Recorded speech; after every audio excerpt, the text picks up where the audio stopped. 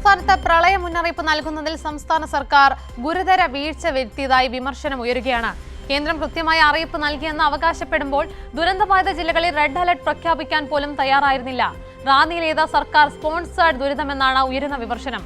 ദുരന്ത നിവാരണത്തിൽ അനാസ്ഥയും ഏകോപനക്കുറവുമെന്ന പ്രതിപക്ഷ നേതാവ് പിണറായി വിജയനും കുറ്റപ്പെടുത്തി.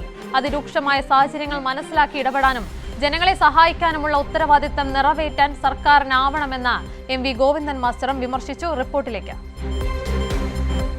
ജൂലൈ 31 രാത്രിയോടെയാണ് സംസ്ഥാനത്ത് പ്രളയത്തിലേക്ക് വഴിതെളിച്ച കനത്ത മഴ പെയ്തത്.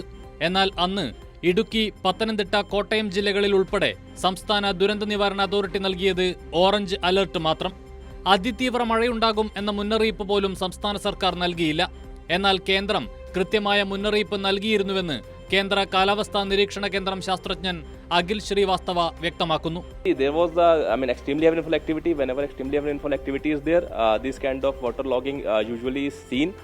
That's why accordingly today also we have issued the heavy rainfall alert. And if you can see the color wise also, we have issued an orange alert for Kerala considering the already occurred rainfall activity, but due to accumulated rainfall or due to accumulated water logging situations, the orange alert has been issued. പിന്നാലെ സംസ്ഥാന സർക്കാരിന്റെ വീഴ്ചകളെ വിമർശിച്ചുകൊണ്ട് പ്രതിപക്ഷം രംഗത്തെത്തി. റാന്നിയിലേത് സർക്കാർ sponsored ദുരിതമെന്ന് CPIM Pathanamthitta ജില്ലാ secretary Raju Abraham കുറ്റപ്പെടുത്തി. Dialogue കൊണ്ടൊന്നും ഇത്തരം പ്രശ്നം പരിഹരിക്കാൻ കഴിയത്തില്ല. റെഡ് അലേർട്ട് ഇല്ല, അണക്കെട്ട് മുന്നറിയിപ്പില്ലാതെ തുറന്നുവിട്ടു, ഈ നാട് മുഴുവൻ കുട്ടിച്ചോറാക്കി, കോടാനുകോടിയൊക്കെ നഷ്ടം ഉണ്ടാക്കി. അതുകൊണ്ട് ആ നഷ്ടം സർക്കാർ കൊടുക്കണം. സർക്കാർ സ്പോൺസേർഡ് വെള്ളപ്പൊക്കം ആയതുകൊണ്ട് സർക്കാർ തന്നെ ഇത് കൊടുക്കണം. ഒരു അനൗൺസ്മെൻറ്റ് പോലും ഉണ്ടായില്ല. എത്ര ദൗർഭാഗ്യകരമായ സംഭവം. DYFI പ്രവർത്തകരുടെ സമയോചിതമായ ഇടപെടൽ കാരണമാണ് ഈ ദുരന്ത മരണം ഒന്നും ഉണ്ടാവാതെ നമ്മൾ രക്ഷപ്പെട്ടത്. അതേസമയം മുന്നറിയിപ്പുകൾ യഥാസമയം നൽകിയെന്നായിരുന്നു റവന്യൂ മന്ത്രി AP അനിൽകുമാറിന്റെ വാദം. ഇപ്പോൾ നിലവിൽ കൊടുത്തുകൊണ്ടിരിക്കുന്ന സഹായങ്ങളുണ്ട്. ആ ധനസഹായങ്ങളൊക്കെ തന്നെ ഇവർക്കും ലഭ്യമാകും.